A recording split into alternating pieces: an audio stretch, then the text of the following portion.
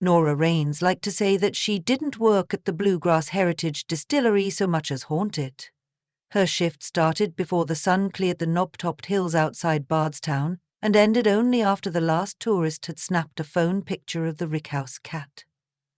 Every morning, she unlocked the visitors' center, inhaled the mingled scents of white oak and baking cornbread that seeped from the aging warehouses, and felt an anticipatory shiver rise up the knobs of her spine. There were days, mid-January grey days, or August days, when the air drooped heavy with sugared steam, when Bluegrass Heritage felt less like a modern facility and more like a living memory, as if the past might slip around a corner and tap her shoulder. On this particular April morning, the feeling was stronger than usual. Nora blamed the weather.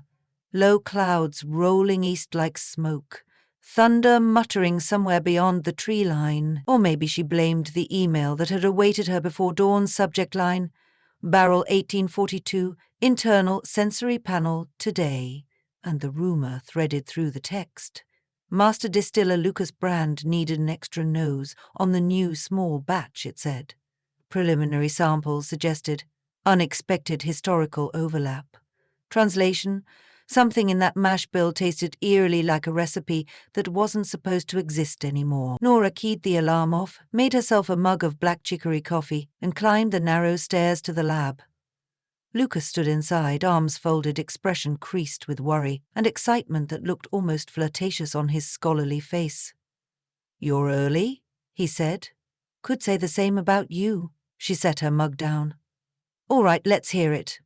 What's Barrel 18042 when it's at home?" Lucas pointed to 6 Glencairn glasses arranged like crystal chess pieces on the counter. 2-year experiment. Heirloom corn from Adair County. Barley malted in-house. Our standard jug yeast except, well, it shouldn't taste the way it does. He offered her the first glass. "Give me your raw notes, no prompting." Nora wet her lips, swirled once, and took a slow draw. She let it coat her tongue, slide toward the back of her palate, then breathed carefully through her nose, the way her grandmother had taught her, using spoonfuls of sorghum as practice. First came sweet red apple, then a shock of peppermint so precise it made her eyes water. Underneath, a riddle of dark tobacco and stone dust, as if somebody had poured the dram across a coal seam. She swallowed, frowned, and reached for the tasting notebook she kept in her back pocket. But instead of writing, she said, "Silas Crane." Lucas's eyes narrowed. "You tasted the same thing." "I never tasted Crane's recipe," she reminded him. "Nobody alive has. But I've heard the notes 100 times.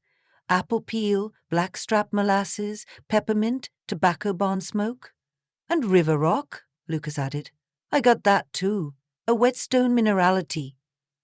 They exchanged a silence crowded with shared distillery folklore. Silas Crane, bootlegger prince of Washington County during Prohibition, murdered in 1930 by rivals or revenuers, depending on which barstool historian you believed.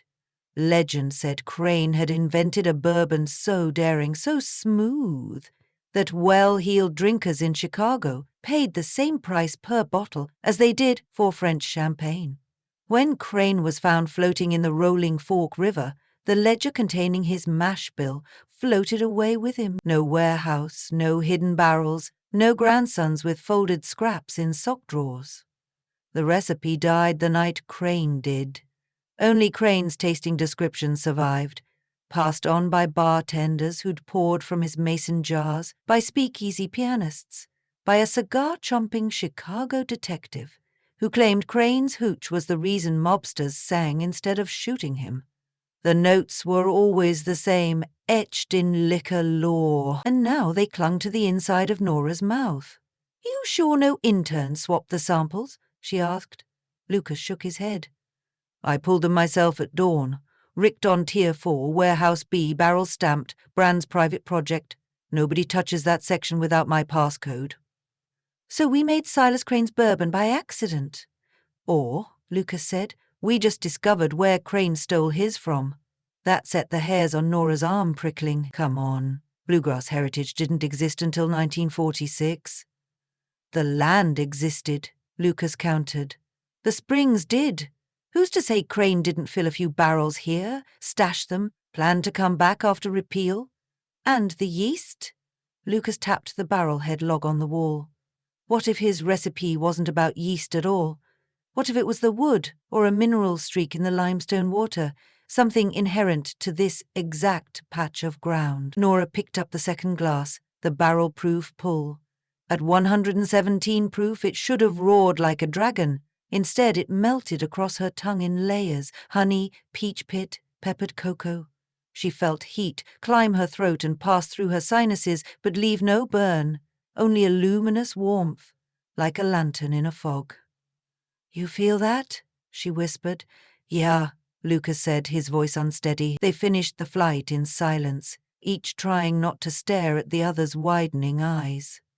When the last glass was empty, Lucas exhaled the breath he'd been holding and said, "We log the notes, run the chromatograph, and we keep quiet until we know what we have." "Quiet," Nora repeated.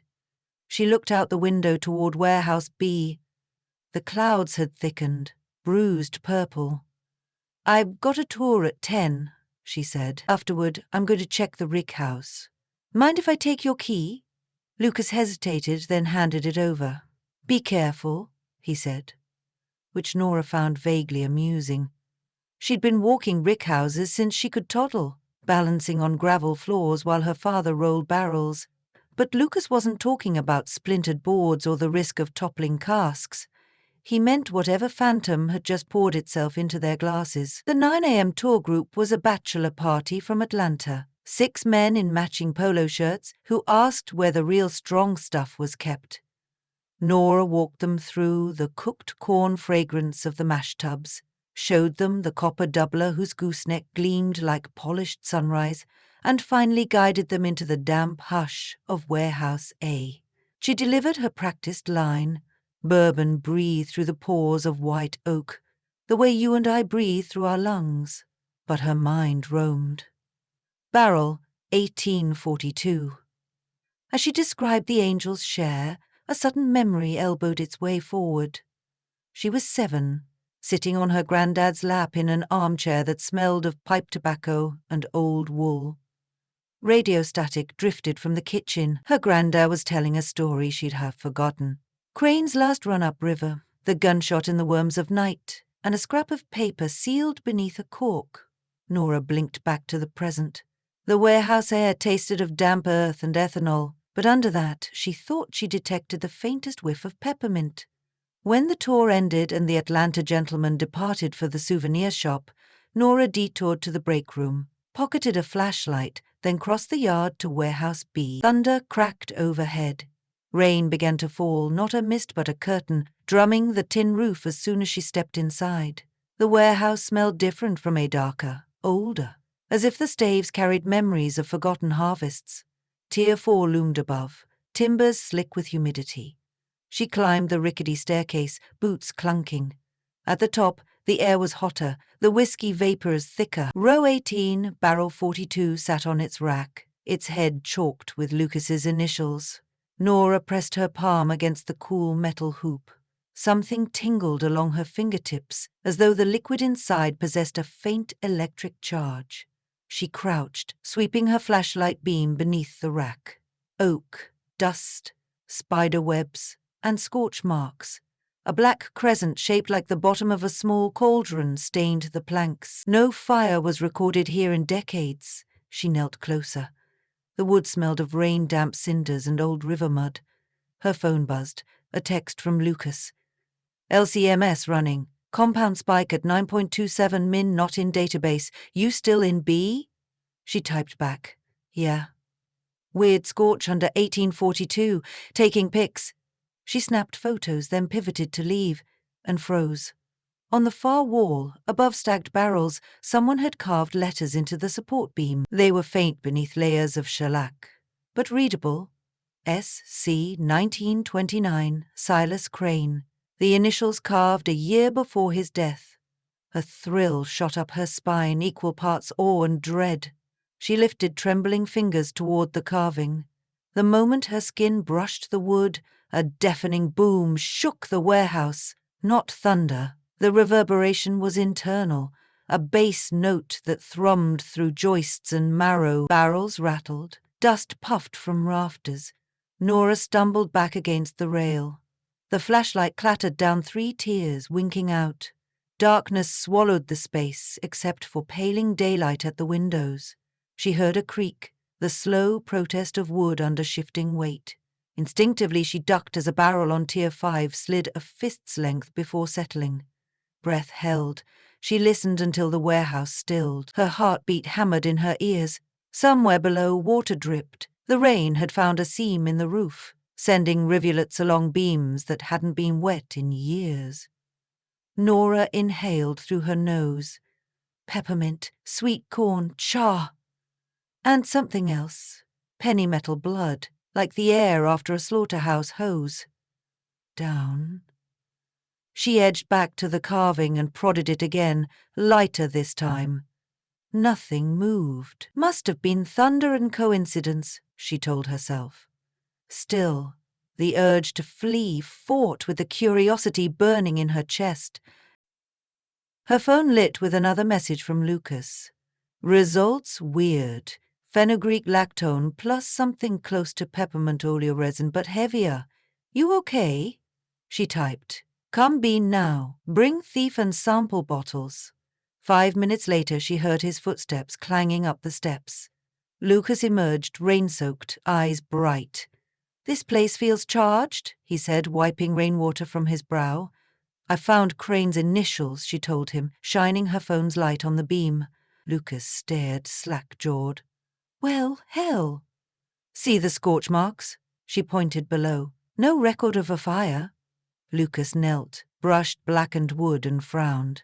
This is old, almost petrified, as if it burned hot, fast, then died. Crane ran pot stills, right? Nora said. Maybe he set one up here. Illegally, sure, Lucas agreed. And if a still exploded, could leave char like that. Except there's no copper residue, no rivets, just scorch. Lucas stood. Let's pull a sample before the storm shuts the power. He drew a copper thief from his kit, popped the bung of 1842 and plunged the tube. Liquid gold filled the cylinder. A flash of lightning bleached the windows. In that instant, Nora saw the whiskey glow greenish, like old bottle glass. She blinked, and it was amber again.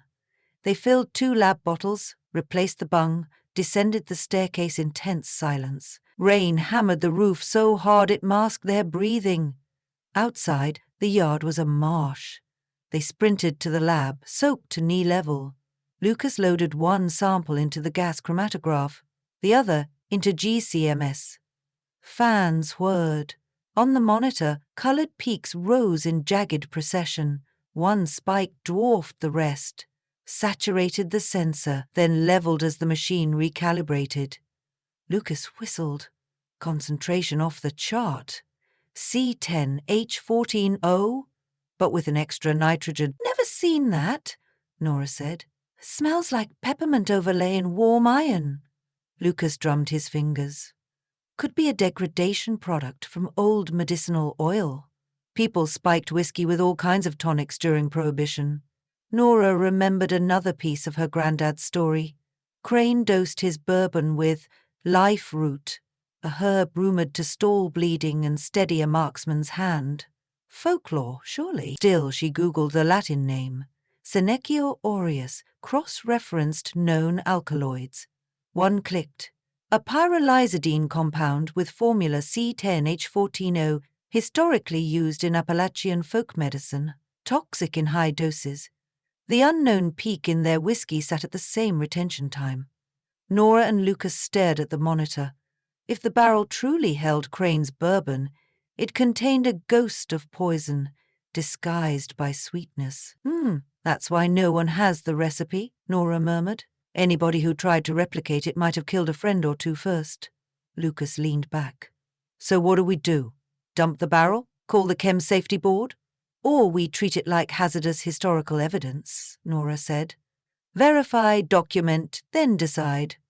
She swirled the sample glass. Part of her wanted to pour it over ice, toast the audacity of Silas Crane. Another part imagined news headlines, boutique distillery poisoning scandal, and felt nausea. A sudden blackout swallowed the lab. The machines whined down, emergency exit lights flickered red. Lightning had killed the transformer. Silence pressed in like deep water. Then, almost imperceptibly, Nora heard footsteps in the hallway. Soft, irregular, as though someone were dragging one leg. She glanced at Lucas. He'd heard it too. They waited as the steps drew closer, paused outside the lab door, then continued past. "Security?" Lucas whispered. "Too light," Nora said. She opened the door, leaned into the hallway. Emergency lights cast crimson puddles along concrete floors. Empty. Yet the scent lingered. Peppermint and river mud. Lucas appeared behind her with a flashlight. "If this is some intern prank," he began. A metallic bang sounded down the corridor, like a barrel hoop snapping. They both flinched. "I'm getting the generator," Lucas said, voice shaky. He jogged off, leaving Nora clutching the flashlight. She followed slower, pausing at each intersection. The bang had come from the bottling bay. She stepped inside. Shadow swallowed half the room. A curtain of rain cascaded through a broken pane in the loading dock door. In the half-light, one object gleamed, a copper pot still, small enough for one man to carry, perched atop a pallet that had been empty that morning. Nora circled it, breath steaming. Its brass line arm was dented exactly where a bullet might strike. The potbelly bore scorch marks identical to those in Warehouse B. A tag dangled by twine. Property of SC. Return or die. Nora touched the dent. Pain shot up her arm, hot and sudden, as though the metal remembered its last fire. She jerked back. Blood welled from her fingertip, though the cut was invisible. She stuck it in her mouth, tasting iron and peppermint. Lightning flared, painting a silhouette in the open bay. A tall man in a brimmed hat, coat dripping river water. For a heartbeat, Nora saw his eyes glitter like bottle glass, green amber. Then darkness curtained the bay again, and he was gone. Nora's breath came ragged. She backed away until she bumped a stack of case boxes. Lucas returned, generator sputtering to life. Fluorescence flicked on, banishing shadows. He saw the still and halted. "Where did that come from?" "Crane," Nora whispered. Lucas paled but forced a skeptic's smile. "Some reenactor dropped it off. I saw him." She told Lucas everything, quick. The silhouette, the hat, the river water. Lucas rubbed his scalp. "Either you're pranking me or I cut my finger." She showed him. The blood bead was tinted slight green. Lucas inhaled sharply. "That's copper acetate coloration, from touching the still." "So it's real," she said. He knelt to examine the pot. Old but not rusted. Could have been stored in a cistern. River water preserves copper a funny way. He looked up. "Nora, if Crane's ghost is roaming around returning equipment, maybe he's trying to finish a batch. Or warn us?" Thunder rattled the dock door. Nora recalled the scorch marks, the toxic compound, the bullet dent. Crane's last night came into focus. A hurried final run, a shootout, the still kicked, liquor spilled into flames. Maybe he'd been trying to destroy his own recipe before it hurt someone. She faced Lucas. "If Barrel 1842 is his accidental resurrection, I think he wants it undone." Lucas hesitated only a moment. Then he rose, fetched a hand truck and rolled it toward the bay. "We dump it." "The whole barrel?" Nora's throat tightened. 18-year bourbon was priceless, but she imagined pouring shots for tourists, slowly poisoning them. "Yes." Lucas's voice steadied. "We opened the floor drain, say it was contamination. Only you and I know the story." "And Crane," Nora murmured. They raced back to Warehouse B in rain that cut sideways. Together they levered the barrel onto a dolly, wheeled it to the drain basin near the doors reserved for spent mash. Lucas knocked out the bung. The whiskey gushed, golden at first, then swirling darker like caramelizing sugar, then nearly black. A blast of peppermint stung their eyes. The rain outside redoubled, roaring approval or fury Nora couldn't tell. When the last drop left the barrel, the scent faded. The air felt clearer, cooler. Lightning flashed one final time, illuminating row 18. For an instant, the initials on the beam glowed fresh, as if newly carved, then winked out. Nora thought she heard a voice. Not words, just a low consonant hum, wind slipping through cracks. Lucas replaced the bung, sat on the empty barrel, and exhaled. "We salvage the wood," he said. "Rechar it, start over." Nora nodded, but kept her gaze on the silent racks. "History's complicated," she said. Later, soaked and exhausted, they returned to the lab. The chromatograph screen now showed flat lines, the sample gone. Power surge must have wiped the run. There was no data, no evidence. Lucas deleted the backup files. "Clean slate," he said. Nora washed the sample bottles with industrial detergent, watching the suds swirl down the stainless sink. When she finished, she looked out the window. Clouds were breaking apart, sunlight spearing through, igniting drops on the grass like grains of new-milled corn. "Tomorrow, the tours will ask about Prohibition," she said. "I'll give them the usual jokes," Lucas smiled wearily. "And what will you drink after hours?" She considered. Maybe nothing for a while. But she imagined, someday, filling a glass from a barrel whose origins held no blood or poison, just corn, oak, Kentucky summer. She imagined raising that glass to the beam in Warehouse B, where initials once marked grief and greed, and to the thunder that had carried a warning across 90 years. "To absent friends," she would say, and mean both the living and the dead. In the fading stormlight, Nora placed her palm against the lab window, cool and clear, and whispered a quiet promise that the past would rest at last, even as the bourbon kept breathing,